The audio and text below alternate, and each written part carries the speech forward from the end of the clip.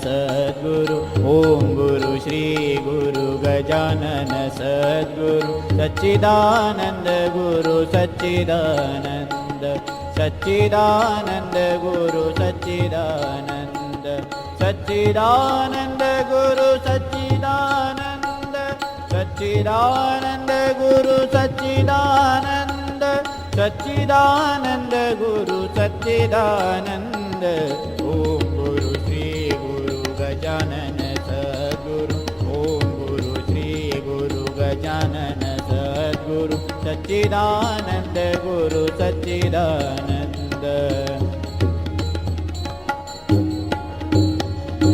सच्चिदानंद गुरु सच्चिदानंद सच्चिदानंद गुरु सच्चिदानंद सच्चिदानंद गुरु सच्चिदानंद ओम गुरु श्री गुरु गजानन सद्गुरु ओम गुरु श्री गुरु गजानन सद्गुरु सच्चिदानंद गुरु सच्चिदानंद सच्चिदानंद गुरु सच्चिदानंद सच्चिदानंद गुरु सच्चिदानंद सच्चिदानंद गुरु सच्चिदानंद सच्चिदानंद गुरु सच्चिदानंद ओम गुरु श्री गुरु गजानन सद्गुरु ओम गुरु श्री गुरु गजानन सद्गुरु सच्चिदानंद गुरु सच्चिदानंद सच्चिदानंद गुरु सच्चिदानंद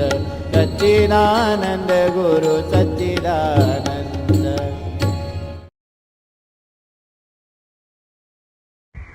नमस्कार.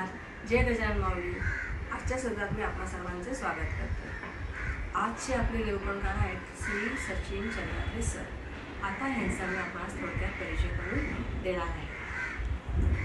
सार्क आंतरराष्ट्रीय परिषदेच्या साऊथ एशियन फ्रेटर्निटी इंडिया चॅप्टरचे माजी सदस्य, हिंदुस्थानी शास्त्रीय संगीत गायक, संगीत अलंकार, आकाशवाणी, दूरदर्शन कलावंत, कला समीक्षक, महाराष्ट्र टाइमच्या सगुण निर्गुण ह्या लोकप्रिय सदराचे स्तंभलेखक, आवाज प्रशिक्षक, मराठी भाषा अभ्यासक, सुंदर माझी मराठी या महाराष्ट्रभर गाजलेल्या कार्यक्रमाचे निर्माते, कला साधना व अंतरंग या पुस्तकाचे लेखक, पाकिस्तान दौऱ्यात लागोपाठ 3 वर्ष भारताचे प्रतिनिधित्व, ऑल पाकिस्तान म्युझिक कॉन्फरन्स व पाकिस्तानातील प्रमुख व्यासपीठावरून सादरीकरण, महाराष्ट्र सरकार व इतर प्रतिष्ठित संस्थांकडून गुणगौरव, रामरक्षा आणि पाठशाळा या यूट्यूब कार्यक्रमास 6.5 लाखांहून अधिक दर्शकांची पसंती.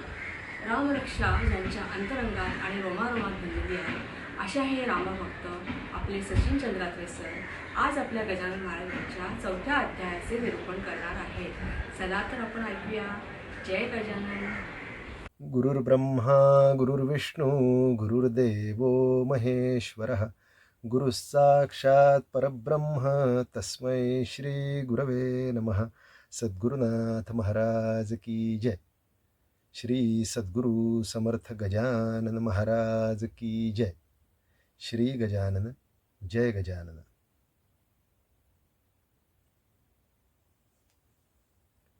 आज अतिशय आनंदाचा आणि अपूर्व असा दिवस. खर्डीचे गजानन भक्त आपले दातीर काका यांनी 4थ्या अध्यायाची सेवा या बालकाच्या ओंजळीत दिली आणि ती श्री गजानन महाराजांच्या चरणी अर्पण करण्यासाठी तुम्हा सगळ्या भक्तांच्या साक्षीनं आजचा हा दिंडी प्रवास करणार आहे. अंतरंगात साक्षात गजानन महाराजांनी प्रकटावं अशी प्रार्थना. दासगणू महाराज सोबतीला आहेत. तुम्ही संत सज्जन साथीला आहात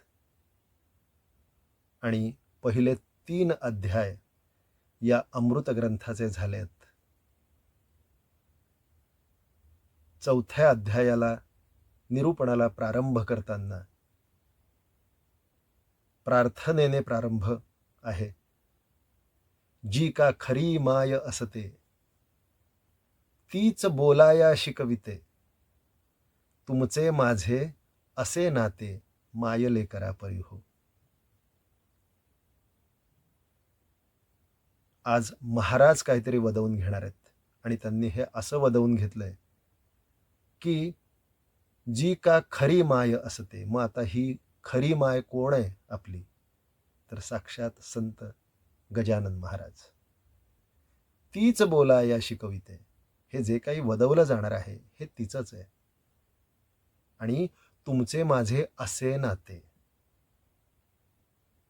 त्या एकाच मायेची आपण लेकरं म्हणून ह्या लेकराला, ह्या भावंडाला सांभाळून घ्या.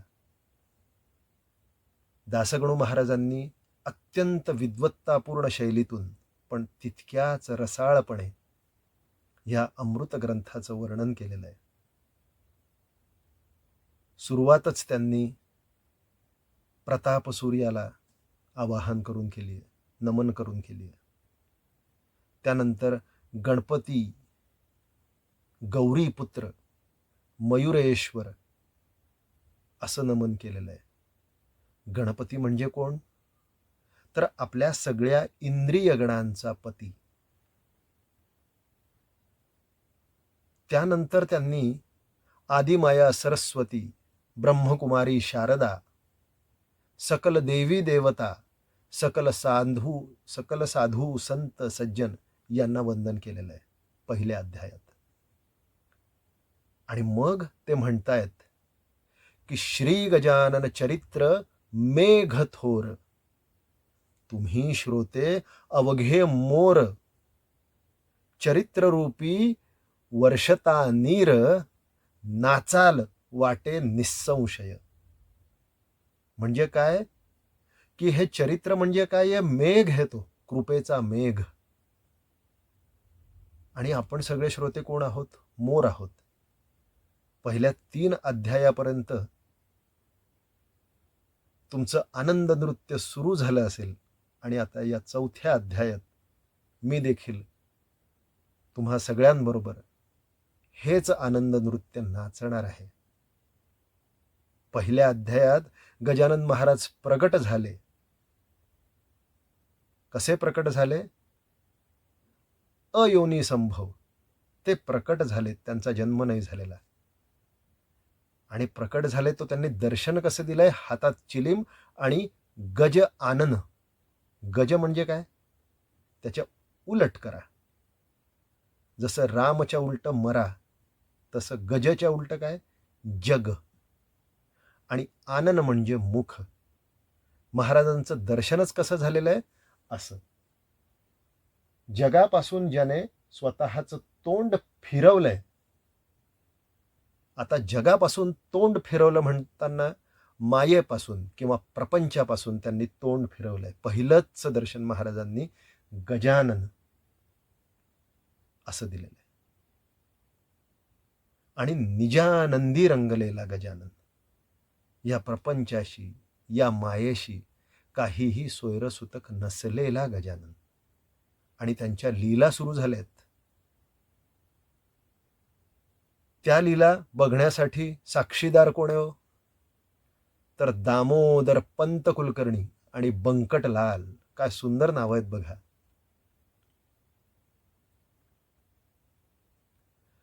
संत, पंत आणि जंत अशा 3 प्रकृती असतात बरं का. दामोदर पंत म्हटलंय. आता जो जंत असतो त्याची सुधारण्याची शक्यताच नसते. आणि जो पंत असतो तो एकतर संत होऊ शकतो किंवा जंत होऊ शकतो. आणि हे दामोदर पंत संत व्हायला निघालेत.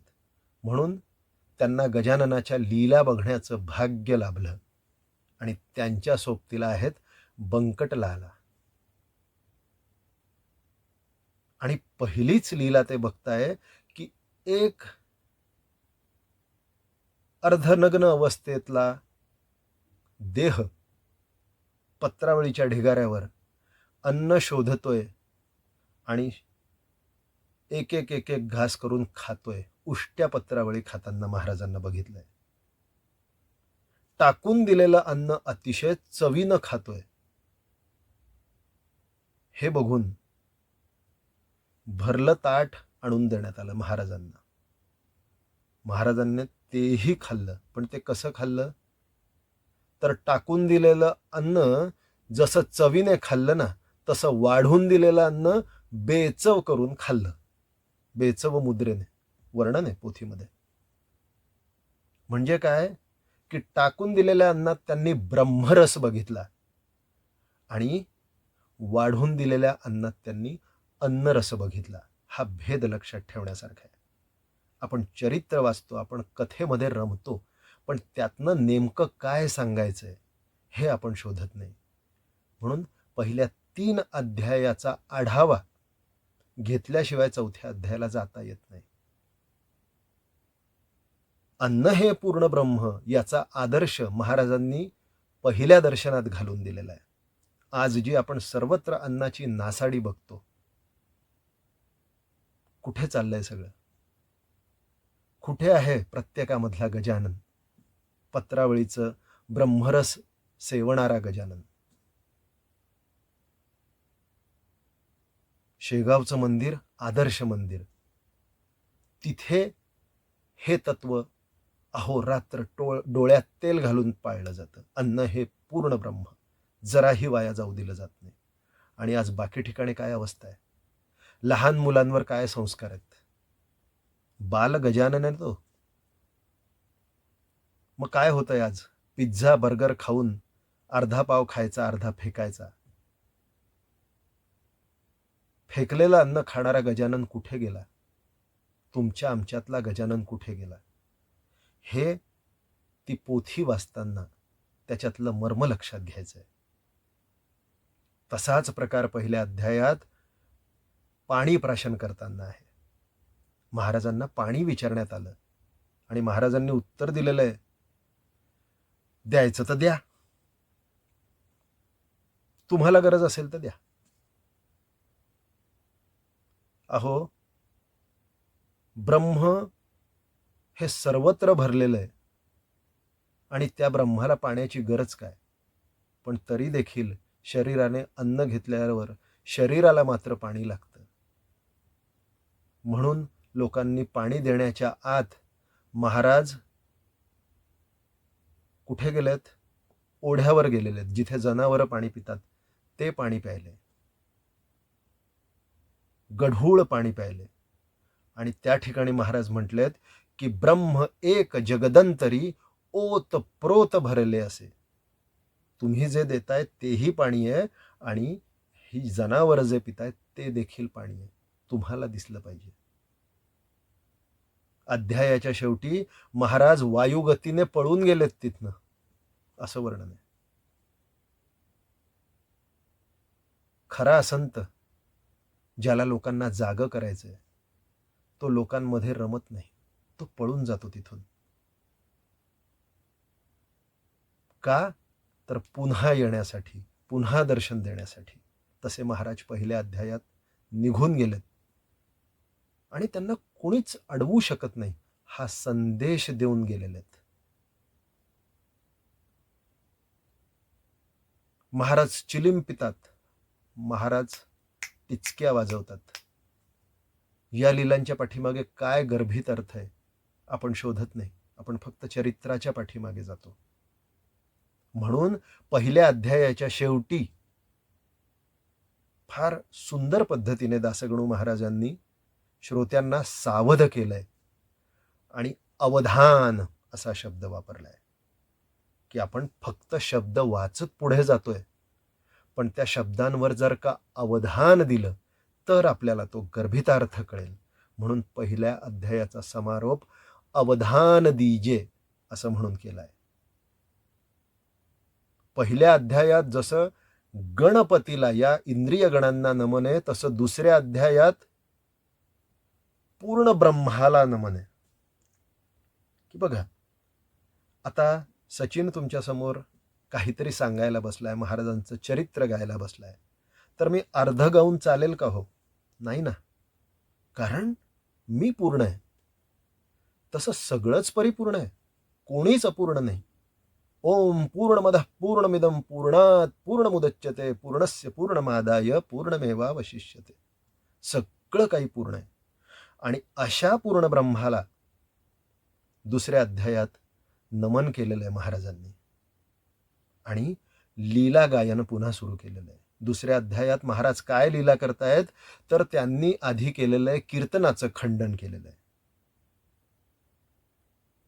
कीर्तनकार बुवा कीर्तन करतोय पण त्याला त्यातलं मर्म समजत नाहीये आणि महाराजांनी त्याला कठोर शब्दात सुनावलंय. कीर्तनकार बुवा शरण आलेला आहे.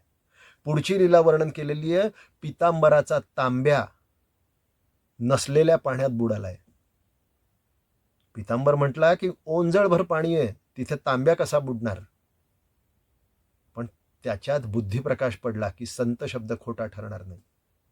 तांब्या घेतला, ओढ्याजवळ गेला आणि तांब्या बुडवला मात्र आणि तांब्याभर पाणी त्याला लागलं. आता ही कथा काय सांगायचं ह्याच्यातनं. हा पितांबर कोण तर आपणच ना. तो पितांबरही आपल्यातच. आणि आपला घडा कसा असतो उपडा. आपल्याला सांगतात गुरु की अरे बाबा काहीतरी डोक्यात येऊ दे तुझ्या, पण ते डोक्यात येण्यासाठी घडा उपडा असून चालेल का.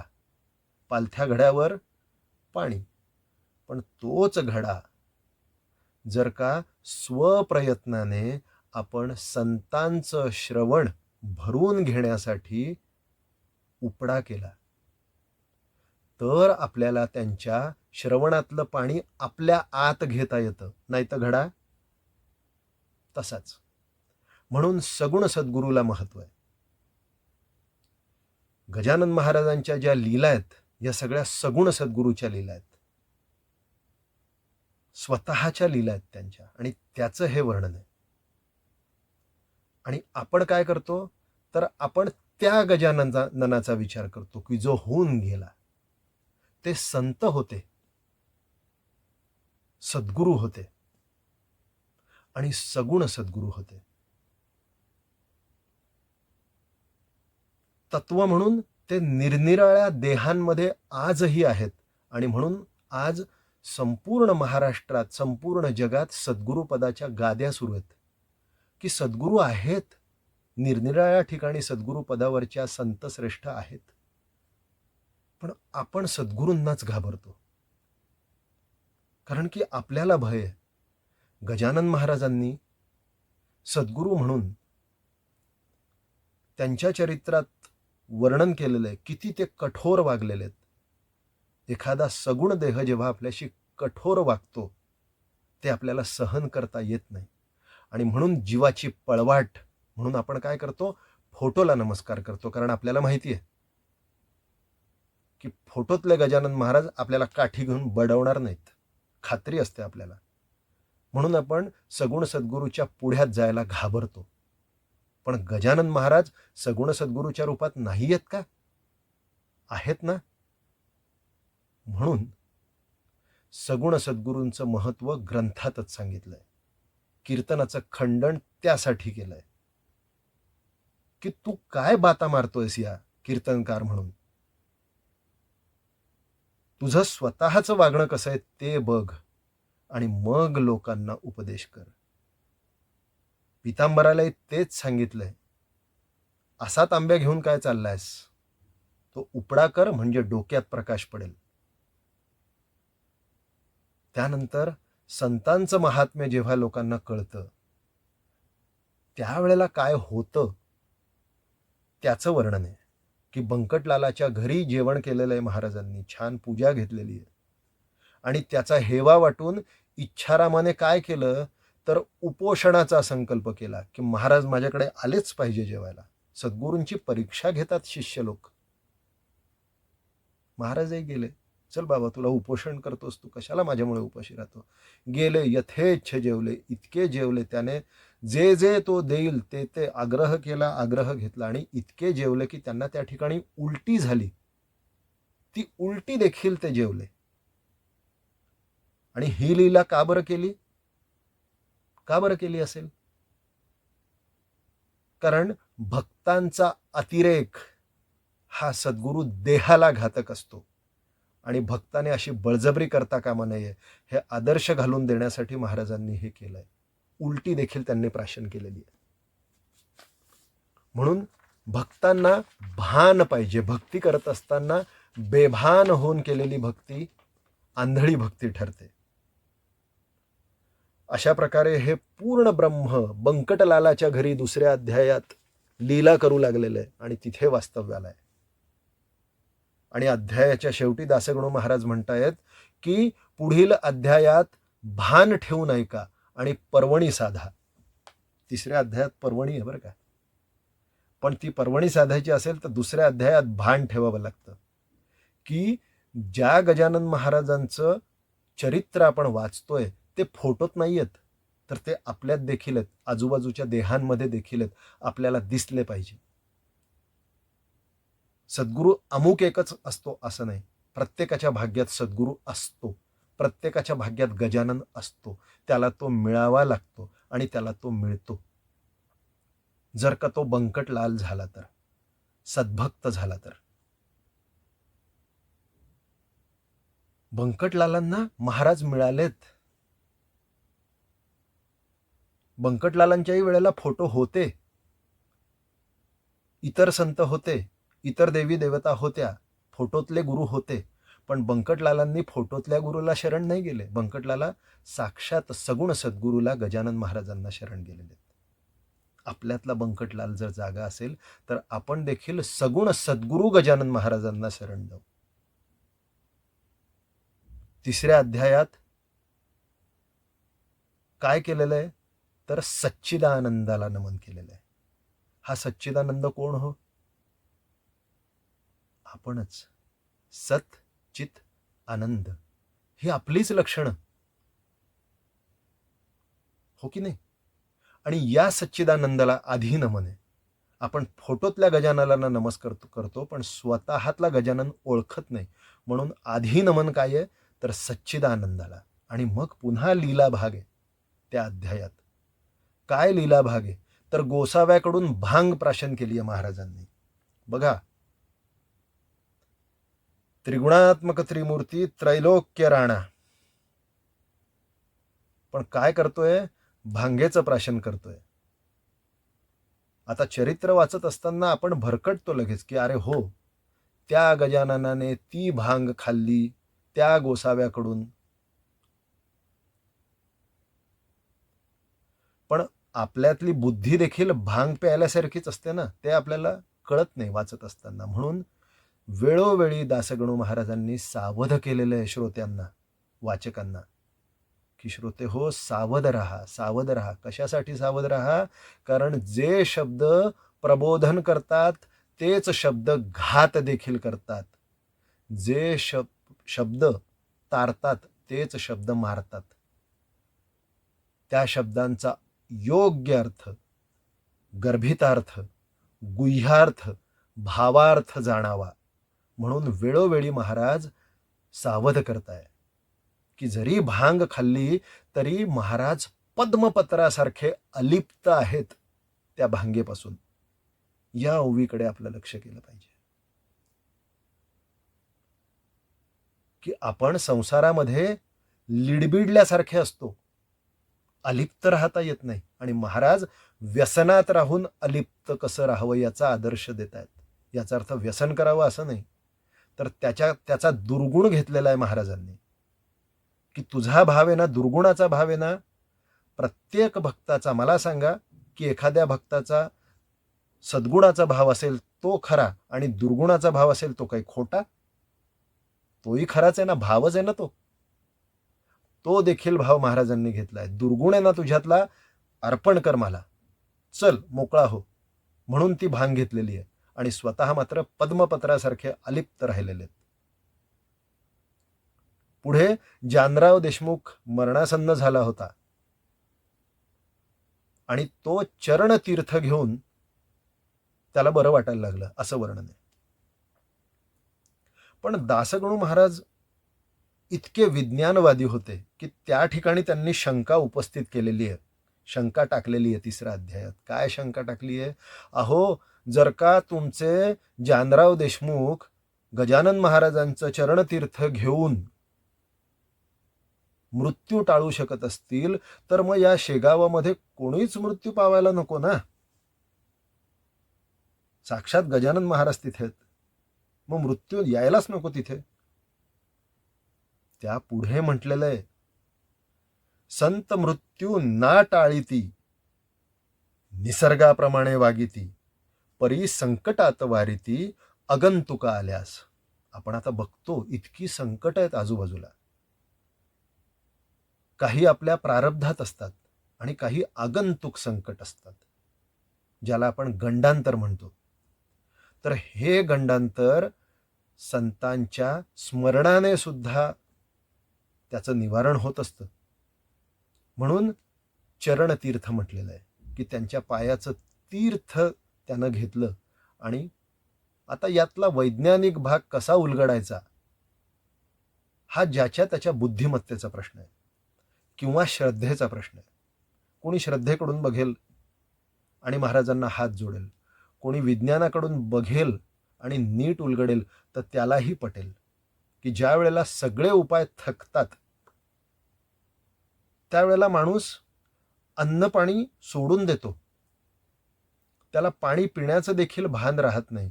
अशा वेळेला श्रद्धेने आणलेलं तीर्थ जलतत्व म्हणून त्या देहावर काम करतं. आणि जर का तेवढ्याच्याने त्याचा जीव वाचणार असेल तर तो वाचतो. याच्यावर ज्याने त्याने ज्याच्या त्याच्या बुद्धीप्रमाणे संशोधन करावं. परंतु ग्रंथसंगती काय सांगते तर चरणतीर्थाने गंडांतर टळतं, महाराजांनी सांगितलंय. आणि साधूचे बोल आहे. साधू कोणाला म्हणावं? ज्याने षड्विकार धुतलेत. षड्विकार धुतल्या विना अंगी साधुत्व येईना. आणि अशा प्रकारे जानरावाचा मृत्यू टळला ही वार्ता पसरली. आणि वार्ता अशी जेव्हा पसरते चमत्काराची तेव्हा त्या वार्तेबरोबर दंभ पसरतो, दंभाचार पसरतो. आणि महाराजांना ते नको होतं. म्हणून महाराजांनी काय केलेलं आहे? कडकपणा धारण केला त्या दिवसापासून. मग असे संत ज्या वेळेला आपल्या आजूबाजूला येतात तेव्हा आपण त्यांना ओळखत नाही. आणि मग विठोबा घाटोळ माळी एक कथेमध्ये पात्र आहे की भक्त म्हणून येतो तो आणि महाराजांच्या आजूबाजूला करतो. जसे आजकाल पॉलिटिकल पार्टीजमध्ये चमचे असतात नाही का, उगाचच काहीतरी करायचं आणि आपलं मोठेपण सिद्ध करायचं, तसं त्याने करायला सुरुवात केली. आणि महाराजांच्या ते लक्षात येताच महाराजांनी काय केलेलं आहे? त्याला काठीनं बदडून काढलाय. अशी लीला आहे 3ऱ्या अध्यायात. आणि त्या लीलेचा अर्थ काय आहे तर संतांचे चमत्कार हा दंभाचार होता कामा नये. सगुण सद्गुरू जरी असले, आजही अनेक ठिकाणी प्रचिती घेणारी मंडळी आहे आणि प्रचिती देणारी पण मंडळी आहे, पण दंभाचार माचताना दिसतो. कारण सद्गुरूंकडनं कडकपणा धारण केला जात नाही. सद्गुरूंकडूनच दंभाचाराला खत पाणी घातलं जातं. हे चुकीचं आहे. म्हणून आपला धर्म जो बदनाम होतोय तो ह्याच्यामुळे. त्याच्यात विज्ञान आहे, त्या विज्ञानाची कास धरायची सोडून आपण दंभाचाराला खतपाणी घालतो. हे खतपाणी हाणून पाडण्यासाठी दासगणू महाराज 3ऱ्या अध्यायाच्या शेवटी म्हणतायत की हा ग्रंथ भवाब्दीमध्ये भाविकांना तारक होवो अशी माझी प्रार्थना आहे बाबांनो. की हे जे भवजाळ आहे आजूबाजूला, मायाजाळ आहे, या मायाजाळात बुडण्याचीच शक्यता आहे. परंतु बुडायचं नसेल तर हा ग्रंथ महाराजांनी आपल्या हाती दिलेला आहे, जो भाविकांना तारेल. पण अट आहे बरं का, भाविक असायला पाहिजे. भावच नसेल तर तुमचं बुडणं नक्की आहे. बुडणार तुम्ही त्या संसाराच्या समुद्रामध्ये. आणि ग्रंथामध्ये किती जरी म्हटलेलं असलं तरी ग्रंथाने ग्रंथी सुटे ना, त्यासाठी हे सांगायला, अंगी बाणवून द्यायला सगुण सद्गुरू लागतो. हे पुन्हा पुन्हा सांगणं आहे की महाराज होऊन गेले, महाराजांचं चरित्र लिहिलं गेलं, ते आपल्या समोर आहे. पण ते अंगवळणी पडायचं असेल तर काठी धरलेला सद्गुरू हातात असावा लागतो. हे आपल्याला 3रा अध्याय सांगतो. सद्गुरूने हातात काठी धरली नसती तर विठोबा घोटाळ्याने काय केलं असतं? सगळा घोटाळा केला असता. तोच गजानन महाराज झाला असता जे आजकाल चाललेलं आहे. शिष्य गुरुपेक्षा मोठा व्हायला लागला. का? कारण सद्गुरूच्या हातात काठी नाही आणि फोटोच्याही हातात काठी नसते. असली तरी त्या फोटोमधली काठी लागत नाही आपल्याला. ती काठी जर का मारून घ्यायची असेल तर अंगी गजाननत्व मांडलेला सगुण सद्गुरू शोधावा लागेल. आणि तो कसा शोधायचा ते 4थ्या अध्यायात दासगणू महाराज म्हणतात. नमनालाच ते म्हणतात, हे सर्व साक्षी सर्वेश्वरा, नीलकंठा गंगाधरा, महांकाल त्र्यंबकेश्वरा, श्री ओंकारा पावमशी. बघा, नमन 4थ्या अध्यायात वरच्या पायरीवरून नमन आहे. सर्व साक्षी सर्वेश्वरा, सगळ्यांची साक्ष भरणारा सर्व ईश्वर. हे जे काही घडतंय हे घडवणारा कोण? याची साक्ष भरणारा तो सर्वेश्वर. नीलकंठा गंगाधरा, महांकाल त्र्यंबकेश्वरा, श्री ओंकारा म्हटलंय. हे ओंकार म्हणजे आपल्यातलं चैतन्य तत्व. म्हणून श्रद्धा आणि विज्ञान याच्या मध्ये आडवी येते ती आपली बुद्धी, आणि त्या बुद्धीमुळे संशय निर्माण होतो. आणि हा संशय निर्माण व्हायचा नसेल तर आपल्यातलं चैतन्य जागा असावं लागतं. त्या चैतन्याला दासगणू महाराजांनी नमस्कार केलेला आहे. आणि काय म्हटलेलं आहे? तू आणि रुक्मिणीश एक तत्व आहा खास, तोय वारी म्हटल्यास कायजली भेद होतो. तू आणि रुक्मिणीश. आता हा तू कोण? मोठा प्रश्न आहे ना. तू कोण? तू आणि रुक्मिणीश. रुक्मिणीश म्हणजे रुक्मिणीचा ईश, विठ्ठल, कृष्ण, जो असेल तो. तू आणि तो एक आहेस म्हणजे काय? तो आणि तू एक आहेस म्हणजे तूच तो आहेस ना. इथे द्वैत भाव मिटवलाय दासगणू महाराजांनी की हे गजानन भक्तिसार कोणा ऐऱ्या गैऱ्याला सांगितलेलं नाहीये, दुसऱ्याला सांगितलेलं नाहीये. स्वतःला केलेला बोध आहे तो. आणि तो आपल्याला कळत नाही म्हणून सगुण सद्गुरूची महती आहे.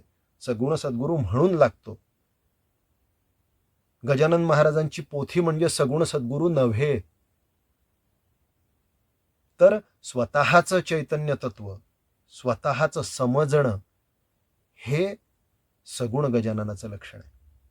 आणि ते इथे म्हटलेलं आहे की तू आणि रुक्मिणीश एक. हा ग्रंथ तरी वेगळा आहे, हे शब्द वेगळे आहे, द्वैत आहे. ते सरळ सरळ द्वैत आहे की त्या ग्रंथात काय लिहिलेलं आहे ते मी वाचतोय, ही पोझिशन आहे.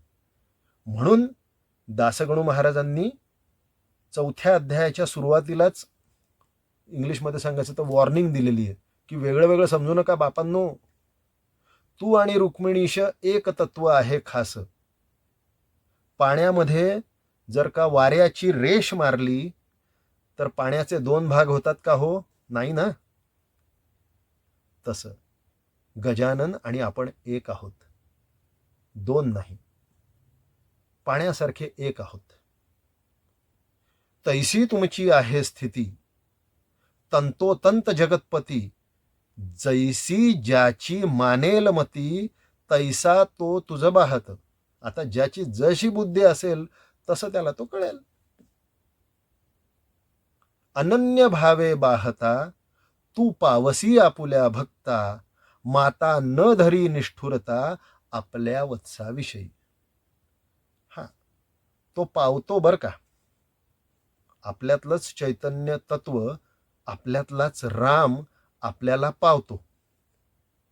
म्हणून समोरच्याचाही राम आपल्याला पावावा म्हणून मग आपण काय म्हणतो? राम राम पावणं. ते राम राम पावणं आहे. हा राम आणि तो राम पावणं, की माझ्यातल्या रामाला तुझा राम पावू दे म्हणून राम राम पावणं असं म्हणणं आहे. आणि तेच इथे म्हटलेलं आहे. अनन्य भावे, या अनन्य भावाने जो तुला भजतो तो तुला पावतो. म्हणजे आपणच आपल्याला भजायचंय बरं का. की आपणच आपल्याला विचारायचं आहे, आपणच आपला विवेक करायचा आहे. हे योग्य की अयोग्य हे आपली बुद्धी ठरवत नसते, हे आपलं चैतन्याला दिसलं पाहिजे. मी तुझे अजाणले करू, नको माया पातळ करू, तू साक्षात कल्पतरू, इच्छा पूर्ण करी हरा. असं म्हणून त्यांनी नमन इथे 4थ्या अध्यायाचं निरूपण सुरू केलेलं आहे. काय म्हणताय की मी अजाण लेकरू आहे. आपली बुद्धी बुद्धू असते आणि त्या बुद्धीला तू सद्बुद्धीत रूपांतरित करून दे. म्हणून नको माया पातळ करू, तू साक्षात कल्पतरू. कल्पतरू म्हणजे काय? आपली बुद्धी जशी कल्पना करेल तसं आपण जातो ना पुढे. बुद्धी कर्मानुसारिणी, त्या कर्माप्रमाणे ती चालते. पण तिला वळवणारं कोण आहे? तर जर का तुमची जाणीव पक्की असेल की तो गजानन माझ्यात आहे आणि मी असा तसा वागूच शकत नाही, कारण की मी जर असा तसा वागलो तर गजानन असा तसा वागेल, असा लोक अर्थ काढतात. म्हणून आपल्यातलं गजानन तत्व जाग करून 4थ्या अध्यायाच्या पुढची मार्गक्रमणा आहे. ग्रंथ एकीकडे वाचायचा आहे. तो कशासाठी? ग्रंथाचं प्रयोजन काय? कारण शब्द सारखे कानावर पडतात, सारखे दृष्टी पुढे येतात, त्यावेळेला माणसाची भूमिका पक्की होते. नाहीतर काय, जीवाची भूमिका इकडे तिकडे जात असते हो सारखी.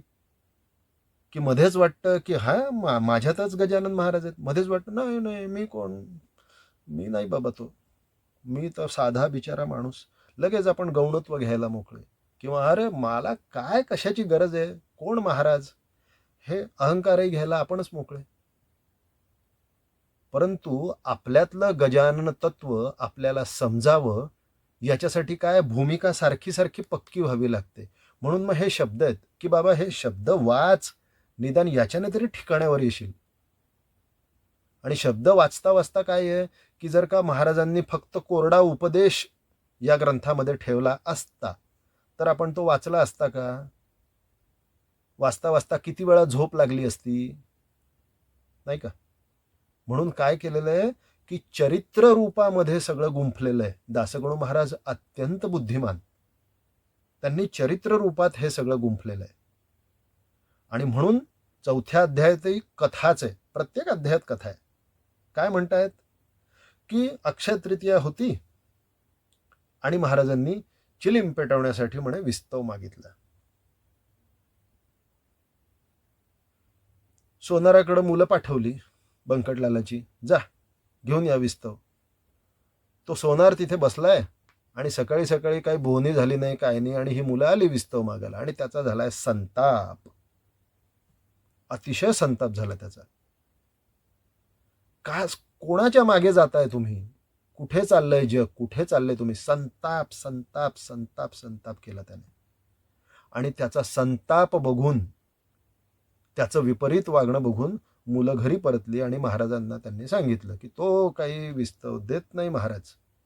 महाराज म्हटले काही हरकत नाही, अहो योग बळाची सिद्धी ज्याच्या हाती, तो तर सगळ्यांची परीक्षाच घेणार ना. त्यांनी काय केलं, पोरांना सांगितलं चला ही काडी धरा चिलमी पुढे. मुलांनी काडी धरली. ती काडी न पेटवता महाराजांनी चिलीम पेटवली. वैश्वानर अग्नीला बोलवलंय.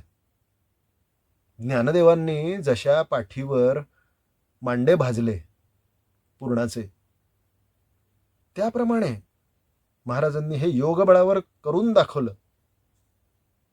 हा चमत्कार केलाय महाराजांनी. कशासाठी केलाय तर समजलं पाहिजे की तुला जर का तुझ्या आतमधली ज्योत पेटवायची असेल तर त्याच्यासाठी बाह्य साधनात अडकू नकोस, अडून राहू नकोस. जर का ती खरी असेल तर ती अशी पेटते. म्हणून तो वैश्वानर असा प्रदीप्त झालाय, तिथे दर्शन दिलंय त्याने. आणि तिकडे काय झालेलं आहे, सोनाराच्या घरात अक्षय तृतीयेला तर त्याच्या चिंचवण्यामध्ये आळ्या पडल्या. काय गमतीशीर गोष्ट आहे बघा ना, की इकडे महाराजांनी अग्नी दाखवला यांना सगळ्यांना, आणि त्याच्या चिंचवण्यात मात्र आळ्या पडल्या आणि त्याला कळलं की आपण फार मोठी चूक केली. आधी संताप केला आणि मग काय केला, त्याचा विलाप सुरू झाला. अरे बापरे, मी हे काय करून बसलो. आणि त्याला पश्चाताप झाला त्याने केल्याचा. असे हे त्रिविध ताप या ठिकाणी सांगितले. प्रत्येक जीवाचं, ज्याची जो अभक्त असतो, ज्याची श्रद्धा नसते, ज्याच्यामध्ये भक्ती नसते, त्याच्यामध्ये हे 3 प्रकारचे ताप असतात. एक असतो संताप, दुसरा असतो विलाप आणि तिसरा असतो पश्चाताप. भक्ती नसल्याचं लक्षण आहे. ज्याच्यात भक्तीचा अंश देखील नसतो ना, तो खूप संतापी असतो बघा, खूप संताप करतो.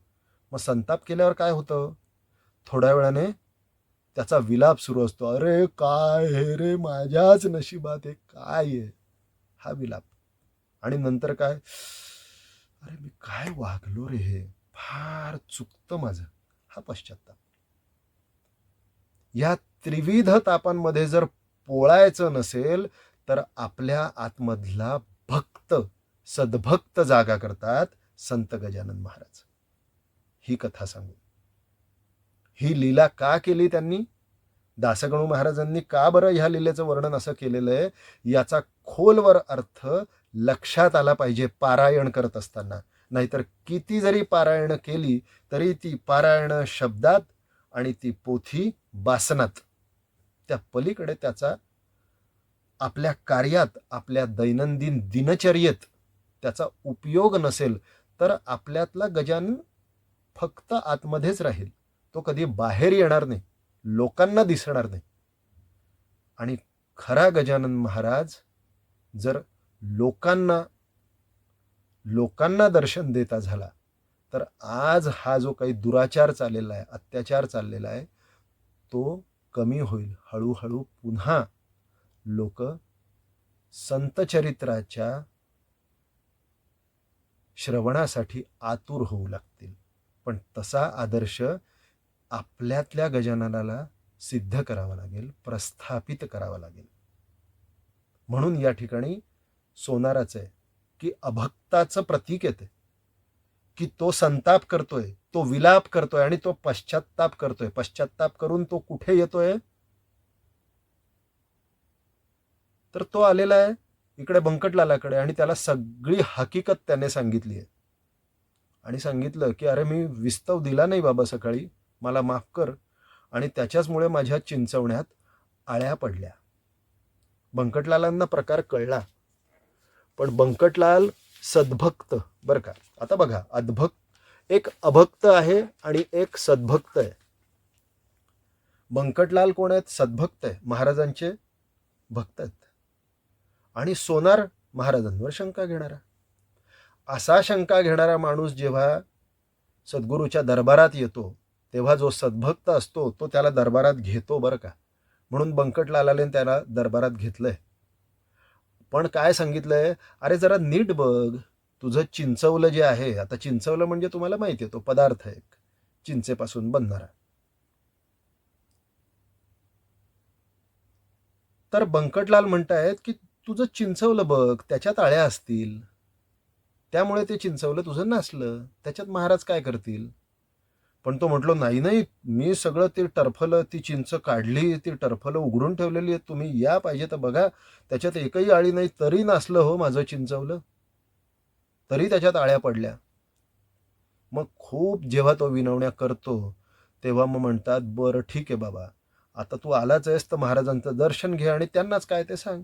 असं म्हणून सद्भक्त असलेला बंकटलाल अभक्त असलेल्या सोनाराला महाराजांच्या समोर बसवतो.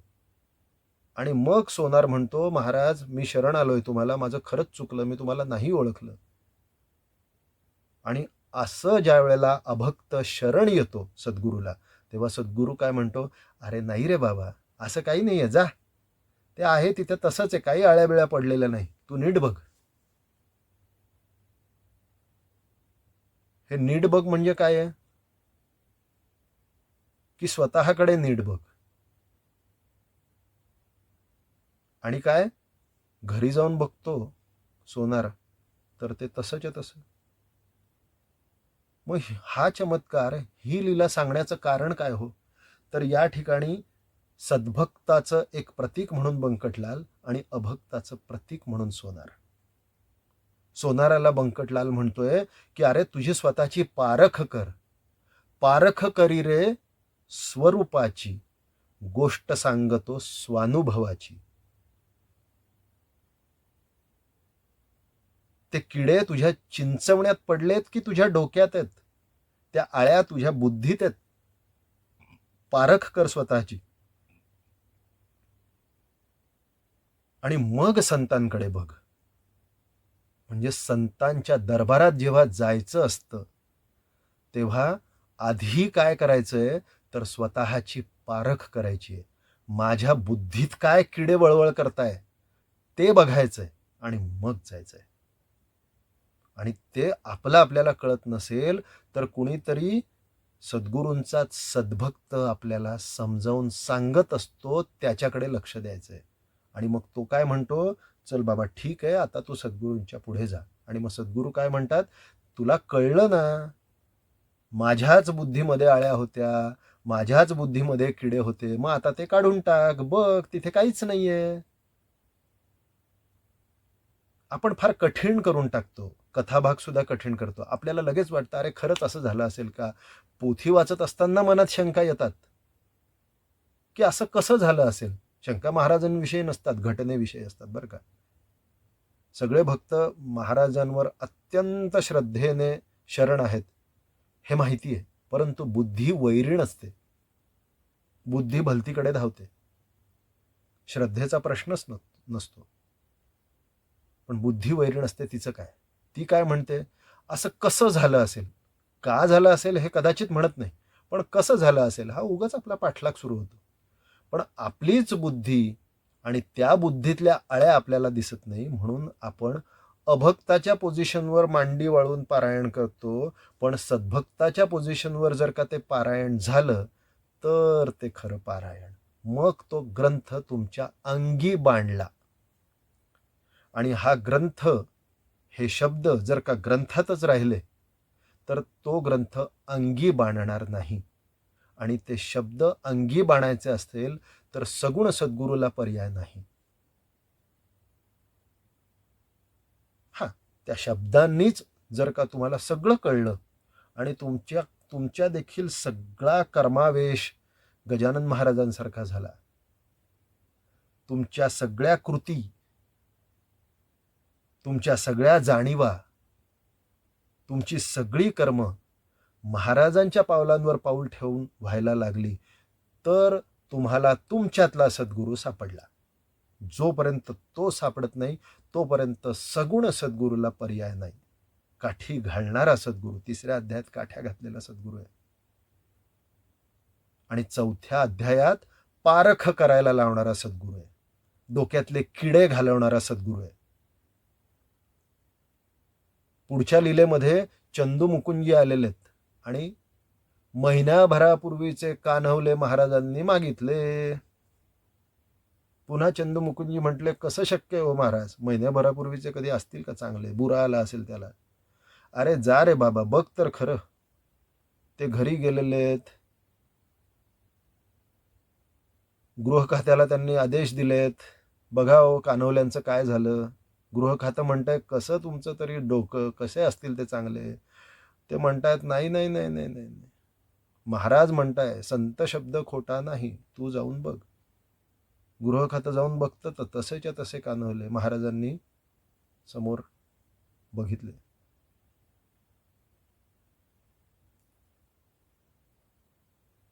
पुन्हा एक लीला, पुन्हा एक चमत्कार. काय आहे हे चिंचवणे, कान्हवले? चिंचवणे म्हणजे काय, अतिशय जुनाट विचार असतात, बुरसटलेले विचार आपण म्हणतो ना, आळ्या डोक्यातल्या, ते सद्गुरू काढतात. आणि कान्हवले म्हणजे काय, शॉर्ट टर्म आजकालच्या भाषेमध्ये, की बऱ्याच वेळेला आपल्याला असं एखादा प्रासंगिक घटना असतात आणि आपल्या डोक्यात किडे वळवळतात. एखाद्याचं भांडण झालं की खास करून आपल्याला त्याचं सगळं चरित्र दिसायला लागतं की हा किती नालायक माणूस आहे, हा असा कसा, ह्याच्यात असे दुर्गुण आहेत. आपल्यातल्या दुर्गुणांकडे आपलं लक्ष जात नाही बरं का. ते कान्होले. मग जुनं जुनं काहीतरी आठवतं आपल्याला, शिळं, अगदी शिळं, म्हणून महिनाभरापूर्वीचे. आणि ते वाईट विचार आपण मुरायला घालतो, लोणचं मुरवायला घालतात ना तसं, ते चिंचवले. तर हे डोक्यातले सगळं काढण्यासाठी या चौथ्या अध्यायात इतकं यथासांग लीला दर्शन झालेलं आहे. तो त्रिकालज्ञ चिंचवण्या आणि कान्होल्यामध्ये खेळणार आहे का? पण या सगळ्या खुणा आहेत, खुणा, पत्ता आहे, पत्ता स्वतःला शोधण्याचा. बघा आपल्यात चिंचवलंय का कान्होणं आहे? बघा, पारख करी रे स्वरूपाची. स्वरूपावर बसवणं चाललंय. आपण बसत नाही म्हणून हे शब्द आहेत, हे शब्द आपल्याला बसवत आहेत. पण ते शब्द जर का ग्रंथातच राहत असतील तर ते ग्रंथातच राहतील आणि आपण आपल्या जागीच राहू. आपण काही खऱ्या अर्थाने स्वरूपावर बसणार नाही. त्यासाठी एकतर सगुण सद्गुरू पाहिजे किंवा ग्रंथ हा गुरु असं जर मानलं तर संपूर्ण आचरण, एक एक शब्द त्याचा आचरणात आला पाहिजे, जे अत्यंत अवघड आहे. सगुण सद्गुरूशिवाय ते शक्यच नाही. म्हणून ज्याला गजानन महाराजांचं साक्षात चरित्र अंगवळणी आहे असे सगुण सद्गुरू आहेत बरं का. त्यांना शोधावं लागतं, त्यांच्यापर्यंत जावं लागतं. पुढे म्हटलेलं आहे अध्यायामध्ये की माधव विप्र शरीर त्यागासाठी उपोषणाला बसला. पुन्हा बघा, एक सद्भक्त आणि काय आता दुराग्रह असतो. जरी सद्भक्त असला म्हणून काय झालं, अंगातले दुर्गुण कमी व्हायला देह फार कठीण आहे, सोपं नाही आहे, वेळ लागतो. सगळ्या संसाराला विटलेला माधव ब्राह्मण काय म्हटलंय की जाऊ दे आता मला शरीर त्यागायचंय, मी महाराजांसमोरच उपोषणाला बसतो आणि इथेच देह त्यागून देईन. जायचंय तर महाराजांच्या पुढ्यातच जातो. महाराजांनी समजवलं, सगळ्यांनी समजवलं, अरे अन्न त्याग करू नकोस, अन्न हे पूर्ण ब्रह्म, घे अन्न, असं करू नकोस. पण तो पक्का, तो म्हटला की मी महाराजांच्या सान्निध्याला बसून प्राण त्यागणार. महाराजही म्हटले बर. मग काय केलं महाराजांनी लीला की रात्रीच्या 2 प्रहरानंतर कोणीच आसपास नाही असं बघून त्यांनी यमाजीचं रूप धारण केलं आणि अंगावर धावून गेले त्याला खायला. आणि जे घाबरला माधव पळत सुटला. आणि मग तेव्हा महाराज म्हटले की अरे मी साधा अंगावर धावून आलो तर तू असा पळतोस. तर साक्षात यमाजी तुला खायला आला, काळ तुला खायला आला, तर यमलोकात तर तुला पळायला पण जागा नाहीये.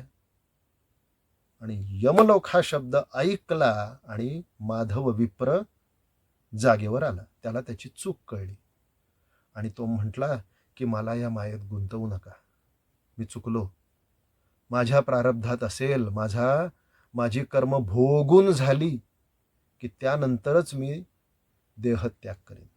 त्यानंतर काही काळ महाराजांच्या सान्निध्यात राहिल्यानंतर त्याचं देहावसन झालं, त्याला गती प्राप्त झाली. काय मग या कथेचा बोध? कथा वाचतो आपण पण त्या कथेमध्ये हरवून जाता कामा नये. आपल्याला वीट येत असतो, वैराग्य येत असतं, पण ते वरपांगी वैराग्य असतं. त्या वैराग्यात जर का संकट धावून आलं तर ते वैराग्य गळून पडतं. स्मशान वैराग्याचं चांगलं उदाहरण आपल्याला माहिती आहे. प्रेत जाळायला जातात आणि परत येताना पुन्हा चल रे काढ विमल किंवा गुटखा सुरू. त्याच बाता, तेच प्रपंचात लोळणं.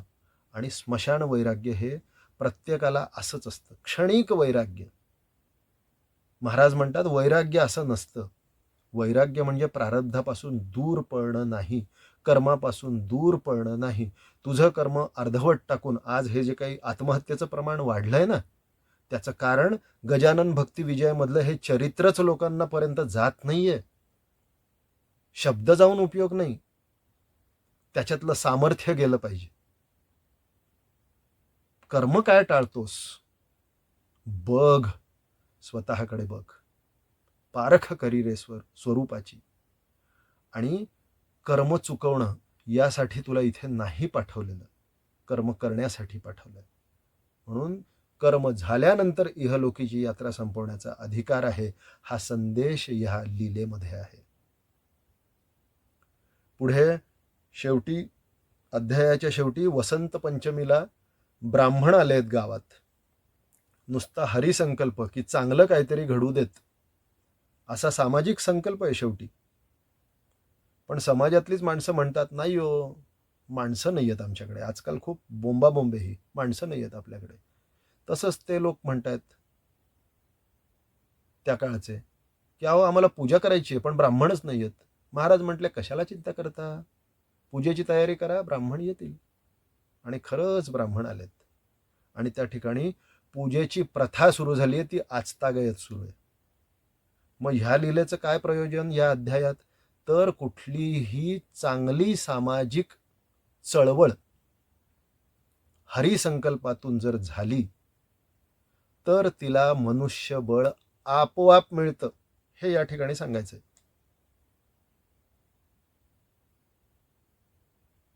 आणि शेवटी दासगणू महाराज काय म्हणतात या अध्यायाच्या, सावध कसं करतात बघा, की हा ग्रंथ साधकांना विमल अशा हरिभक्तीचा पथ दावो. प्रार्थना केली आहे बरं का त्यांनी, पण त्याच्यातही त्यांनी सावध केलेलं आहे. काय सावध केलेलं आहे बघा, की साधकांना विमल अशा हरिभक्तीचा पथ दावो. विमल म्हटलंय बरं का, ज्याला मलाची बाधा नाही. विमल की आपण इतके विचार घेऊन भक्ती करतो, ती भक्ती नव्हे, विमल भक्ती. ही विमल भक्ती या ठिकाणी तुमच्यात आहे का त्याची पारख करा, असं दासगणू महाराज म्हणतात. आणि 4थ्या अध्यायाची समाप्ती करतात. श्रद्धा आणि विज्ञान याच्या मधोमध असलेला आजचा काळ आहे. आजची नवीन पिढी फार स्मार्ट आहे. आपल्या पिढीतले किंवा आपल्या विचारसरणीचे लोक भक्तिभावाने गजानन भक्ती विजय डोक्यावर धरतात, शिरोधार्य मानतात. नवीन पिढी मानेलच असं सांगता येत नाही. जर का त्यातलं मर्म त्यांना समजलं नाही, समजावून सांगितलं नाही, तर पुन्हा ग्रंथातले शब्द ग्रंथात राहतील. आणि जसे अनेक ग्रंथ काळाच्या प्रवाहात वाहून गेले, तसा हाही ग्रंथ त्याच गर्तेत सापडेल अशी भीती दासगणू महाराजांना वाटली. म्हणून त्यांनी वेळोवेळी सावध केलेलं आहे. आणि तेच 4थ्या अध्यायाच्या समाप्तीला म्हणताय की विमल भक्ती ठेवा, आंधळी भक्ती नाही, अंधश्रद्धेला खत पाणी घालणारी नाही, चमत्कार पसरविणारी नाही. गजानन महाराज चमत्कार करतात, म्हणून गजानन महाराजांचं पारायण करावं ह्या लालसेने कोणी पारायण करेल तर त्याच्या इच्छा आकांक्षा पूर्ण होतील का हो? गजानन महाराज चमत्कार करण्यासाठी आहेत का? नाही, ते अंगी बाणवण्यासाठी आहे. त्यांचे आदर्श, त्यांच्या कथांमधून महाराजांनी उलगडलेला गर्भितार्थ जर का आपण आपल्या अनुभवात धारण केला तर संपूर्ण आपला देह गजाननमय होईल. बघा, शब्दात जरी आपण धारण केलं, नामरूपाचे गजानन, जग गज जग आनन तोंड फिरवणे, सगळ्या या मायेपासून, सगळ्या या प्रपंचापासून तोंड कसं फिरवावं, विन्मुख कसं व्हावं, हे शिकवणारा हा ग्रंथ आहे. प्रत्येक अध्याय आहे. आणि प्रत्येक अध्यायाच्या शेवटी हेच आहे की ही लीला सांगितली आहे, पण त्या लीलेमध्ये तुम्ही जर का असं बघितलं ना सरळ त्या लीलेकडे, तर काहीच कळणार नाही. तुम्ही तोंड फिरवा, त्या लीलेमधला माया भाग वगळा, तर तुम्हाला गजानन महाराज काय आहेत ते कळेल. पुढे 5वा अध्याय सुरस आहे फार. पुढचे भक्तराज येतील आणि त्याचं वर्णन करतील. फक्त साखळी पद्धतीने त्याचा आढावा घ्यावा लागतो. म्हणून त्या अध्यायात नमन जे आहे ते अजय आणि अजित आणि अद्वय अशा आपल्यातल्या तत्वाला आहे. नंतर महाराज पिंपळगावी निघून जातात. बंकटलाल त्यांना पुन्हा शेगावात आणतो. काही दिवसांनी ते पुन्हा आडगावात जातात, अकोल्यात जातात. तिथे भास्कराकडे पाणी मागतात. पुन्हा भास्कर हा देखील अभक्त असतो, पण त्याच्या विहिरीला पाझर फुटतो. म्हणजे त्याच्यामध्ये सद्भाव जागा होतो आणि त्याची विहीर काठोकाठ भरते.